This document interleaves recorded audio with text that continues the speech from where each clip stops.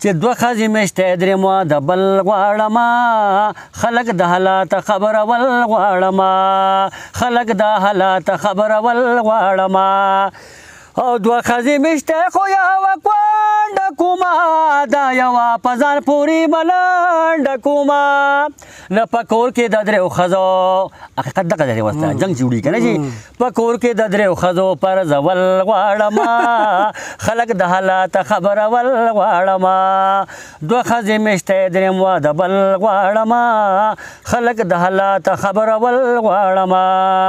دغه دوه شو جي اوس یو غزل آخري بل دی او اصلي حقیقت دا دی چې د چا دوه ښځې نه هم دغه حالات دي خو هغه حل نه وایي زه خو تاسو ته وایي زه کوچوان سړی یم نو زه خو هلکه زړه مې راغلی سپینې ډاګې وایم لکه بس بلکل که نه جي خدایه څومره دې مجبوره کړمه ننه چې د دوو ښځو جوړ شو دی راته ګنه که زه هر څومره انصاف راولم ځان کې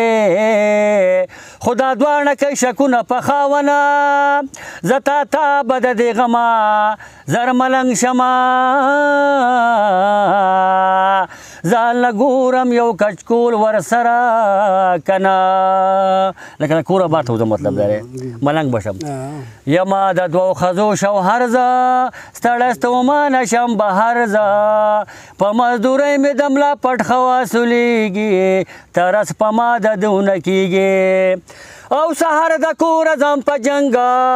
زړګی زما شروع رتنګه وایم چې خوښې یو ځنګلې کور کې خو یو بل ته کنځلې کله چې راشم مازدیګر زه هسې یخته شمه په شر زه وایم خدایه پاکه زندګي به څنګ تېرېږي ترس په ما د دونه کېږي یمه د دوو ښځو شوهر زه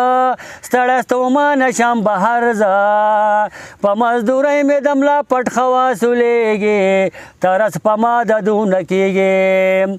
کله په خسلوک شورو شي کله یو بل ته په خیرو شي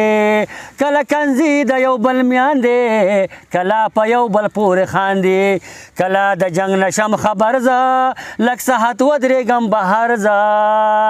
د دو پلاران میاندې په ډکو کې بادېږي ترس په ما د دونه کېږي یمه د دوو ښځو شوهر زه ستړی ستومانه شم بهر زه په مزدورۍ مې د ملا پټ خواصلیږي ترس په ما د دونه کېږي هر کار د دوخو د سیالۍ دی د غوا بزي که د پیالۍ دی مړې به نشي دا وږ سترګې هر وخت په زد کې دا بزرګې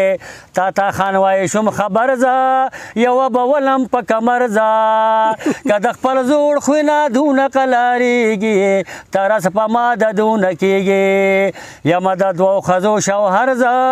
ستړی ستومانه شم بهر زه په مزدورۍ مې د ملا پټ خواصلیږي ترس په ما د دونه کېږي وسروره اتل